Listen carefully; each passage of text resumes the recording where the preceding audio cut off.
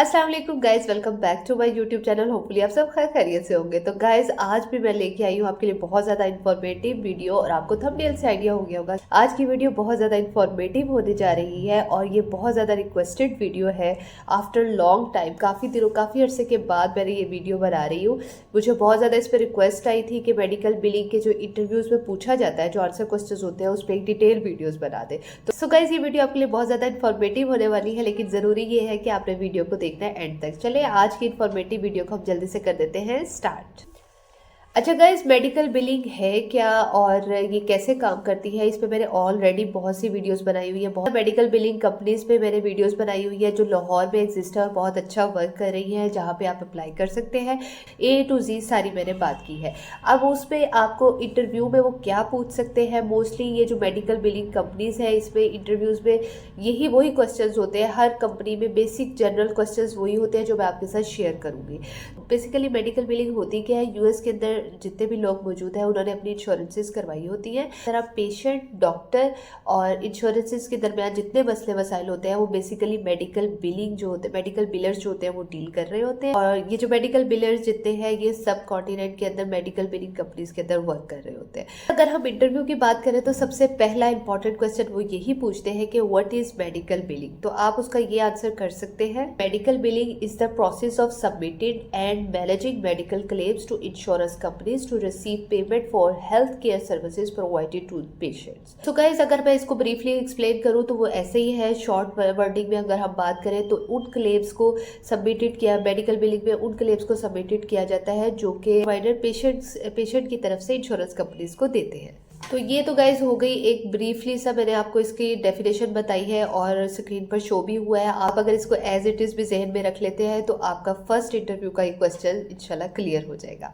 तो चलिए गाइज अब चलते हैं सेकंड क्वेश्चन की तरफ से, जो कि बहुत इंपॉर्टेंट है। आपसे पूछ सकते हैं कि मेडिकल बिलिंग में कौन कौन से प्रोसेस इन्वॉल्व है। तो आप बता सकते हैं कि पेशेंट रजिस्ट्रेशन हो सकती है और फाइनेंशियल रिस्पॉन्सिबिलिटी होती है, असाइनिंग कोड होते हैं यानी ICD-10 एंड CPT कोड्स ये होते हैं, और क्रिएटिंग एंड सबमिटिंग क्लेम्स होती है।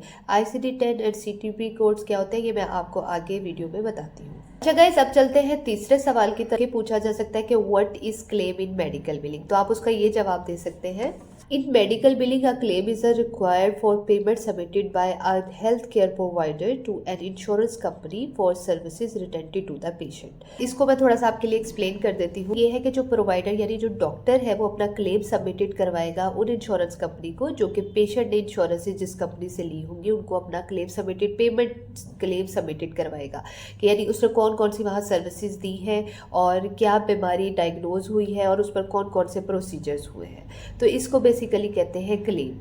तो वो आपसे ये क्वेश्चन मोस्टली बहुत ज़्यादा पूछा जा सकता है कि what is claim in medical billing. Claim के अंदर टिपिकली कौन से पॉइंट्स इंक्लूड्स होते हैं, वो ये होते हैं कि पेशेंट इन्फॉर्मेशन होती है, ठीक है जी, यानी कि demography, the insurance details, services detail, description of procedure, treatment और सर्विसेज प्रोवाइडेड, चार्जेस। थर्ड पे आ जाता है जी चार्जेस, यानी कि जो डॉक्टर ने अपनी अब चार्जेस बताए हैं उस प्रोसीजर और ट्रीटमेंट को करने के, वो आ जाता है कि amount build for each services. ये जो है 3 पॉइंट्स होते हैं जो कि क्लेम के अंदर आप वैसे सिंपली आप क्या करेंगे, क्लेम की डेफिनेशन बता दें जो मैंने यहाँ पे लिखी है, आप उसको एग्जैक्ट भी कर सकते हैं और बता सकते हैं कि उसके अंदर ये पॉइंट्स इंक्लूड होते हैं, यानी पेशेंट इन्फॉर्मेशन और सर्विसेज कौन सी दी गई है, डॉक्टर ने कौन सी सर्विसेज दी है और उसके अमाउंट चार्जेस। ओके गाइज, अब हम चलते हैं फोर्थ क्वेश्चन की तरफ जो कि बहुत ज़्यादा इंपॉर्टेंट है और वो पूछ सकते हैं कि what is denials in medical billing. आप इसका इस तरह से प्रॉपर आंसर कर सकते हैं, in medical billing a denial is when an insurance company refuses to pay a claim submitted by a health care provider. ठीक है गाइज, अब मैं इसको अगर मैं आपको थोड़ा सा एक्सप्लेन भी कर दूंगी, लेकिन आपको पहले मैं बता दूंगी 2 टाइप्स के होते हैं, यानी हार्ड डिनाइल्स होता है। हार्ड डिनाइल्स क्या होते हैं, these are the final denials and the claim will not be paid. और सेकंड जो होता है वो होता है soft denial, these are temporary denials and the claim can be resubmitted after correction are made. Denials basically क्या होता है कि अगर जैसे कि प्रोवाइडर ने अपना क्लेम सबमिटेड करवाया इंश्योरेंस कंपनीज को, लेकिन इंश्योरेंस कंपनी ने उस क्लेम को पे करने में रिफ्यूज कर दिया, तो उसको हम क्या बेसिकली कहते हैं डिनाइल आ जाना। वो इंश्योरेंस कंपनी की तरफ से डिनाइल आ जाता है। और ये दो तरह के डिनाइल हो सकते हैं, यानी कि एक होता है कि हार्ड डिनाइल जिसमें टोटली रिफ्यूज कर देती है क्लेम को पे करने में, लेकिन सॉफ्ट डिनाइल में क्या होता है कि अगर उस पर करेक्शन कर दी जाए तो वो क्लेम दोबारा से रीसबमिटेड भी हो सकता है। तो गाइज ये एक ब्रीफली और शॉर्ट और सिंपल आंसर है। आपने सिर्फ डिनाइल्स का यही आंसर करना है। अगर आप इसको बहुत ज़्यादा डेप्थ में लेके जाएंगे तो आप खुद ही फंसेंगे। तो बेसिक और जनरल आपने इसका आंसर ऐसे ही करना है जैसे मैंने आपको बताया है। सो गाइज अब हम चलते हैं फिफ्थ क्वेश्चन की तरफ, जो कि है What are ICD-10 and CPT codes and how can they used? इसका आप सिंपल आंसर ये दे सकते हैं, ICD-10 codes diagnose condition while CPT codes describe procedures. They help standardize billing and ensure accurate reimbursement. Guys medical billing में ये दो codes बहुत ज़्यादा यूज़ होते हैं, ICD-10 और CPT कोड।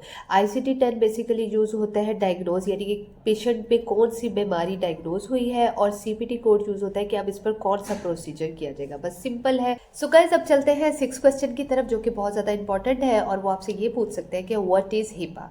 मेडिकल बिलिंग में हिपा है क्या चीज़?